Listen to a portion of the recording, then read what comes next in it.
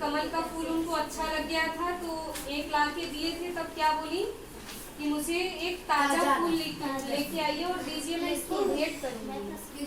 तो बेचारे जाते हैं दो पर्वतों के मध्य में, नदी के सकरे रास्ते में एक बंदर लेटा था।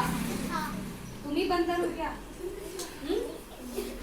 उसने पूंछ फैलाकर मार्ग अवरुद्ध कर रखा था। मतलब वो जो बंदर था पूंछ फैला लिया और मार्ग में वो बंद कर दिया।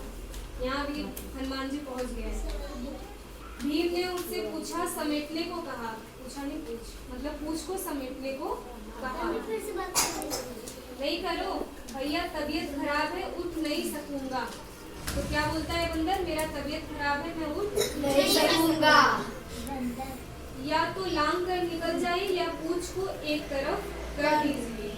तो भीम ने सोचा इसे बाएं हाथ से उठाकर पहाड़ के उस पार फेंक दूं। उनको थोड़ी पता था ये बजरंगबली, किंतु पूछ हिली भी नहीं। क्यों नहीं हिली? क्योंकि ये बाबा बजरंगबली थे, है ना। भीम ने सोचा इसे बाएं हाथ से उठाकर पहाड़ के उस पार फेंक दूंगा, लेकिन नहीं फेंक पाया। उन्होंने दायां हाथ पुनः दोनों हाथ और सारा बल लगा दिया, लेकिन फिर भी कुछ नहीं हुआ। पसीने से तर हो गए, फिर भी पूछ नहीं हिला। तो हाथ जोड़कर बैठ गए। बोले, भगवान आप कौन हो? बंदर तो आप हो ही नहीं सकते, कृपया अपना परिचय दीजिए। बंदर ने कहा, मैं पवन पुत्र हनुमान हूँ। भीम ने कहा, मैं वायु पुत्र भीम हूँ। पवन का भी मतलब और वायु का मतलब, दोनों का मतलब एक ही होता है, हवा का पर्यायवाची है।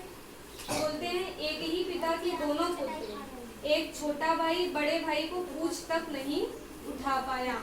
तो जो भीम थे वो क्या थे? छोटे थे, और हनुमान जी क्या थे? बड़े थे। क्योंकि हनुमान जी थे अखंड बाल ब्रह्मचारी। तो ब्रह्मचारी का ये बल होता है, जो मैंने पढ़ाया ना कि अध्यात्म का मतलब क्या होता है। आप जब ब्रह्मचर्य का पालन करेंगे तो आपका मुकाबला कोई नहीं कर सकता। जबकि भीम के सामने थी गृहस्थ जीवन। ब्रह्मचार्य में असीम शक्ति होती है। सृष्टि में सर्वोपरि बल ब्रह्मचार्य बल है। नहीं करो, रखो उसको। तो सर्वोपरि बल कौन सा है? ब्रह्मचर्य बल।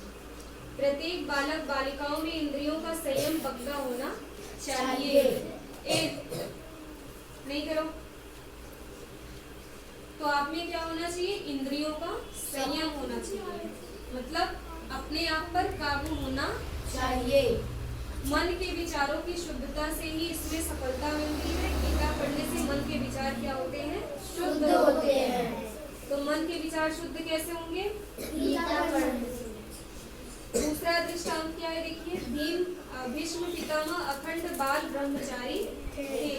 इस व्रत की रक्षा के लिए उन्होंने अपने शिक्षा गुरु श्री परशुराम जी के निर्देश काशीराज की कन्या अम्बा से विवाह कर लो। मतलब उनके जो गुरु थे ये बोले थे कि आप विवाह कर लो, क्योंकि भीष्म पितामह क्या थे? ब्रह्मचारी। ब्रह्मचारी लोग विवाह नहीं करते।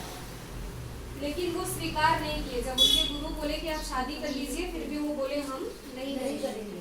रुष्ट परशुराम जी बोले, मुझसे युद्ध कर। भीष्म ने चरण छुए, युद्ध किया और उन्हें परास्त कर उनका आशीर्वाद प्राप्त किया। तो उनके गुरु क्या बोले कि आप मुझसे युद्ध करिए। तो वो ब्रह्मचारी थे, तो वो विजय भी हुए। किससे विजय हुए? अपने गुरु से।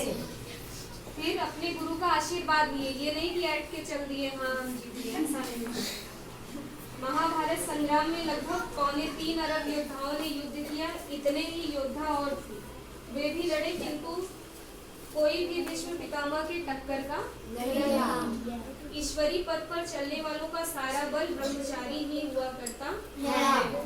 विद्यार्थियों का भी बल क्या है? ब्रह्मचर्य, और उनका शिक्षा काल ही ब्रह्मचर्य आश्रम है। इसके बाद गृहस्थ आश्रम वैवाहिक तो है ही। तो मतलब अभी आप किस आश्रम में जी रहे हो? ब्रह्मचर्य आश्रम। ब्रह्मचर्य व्रत का पालन में दृढ़ता के लिए एक परमात्मा का स्मरण और ओम का जप सुबह शाम अवश्य करना चाहिए। आपको एक ईश्वर का ध्यान करना है, सुबह शाम किसका जप करना है? ओम का। ये है आपका ब्रह्मचर्य जीवन। ठीक है? Yes ma'am.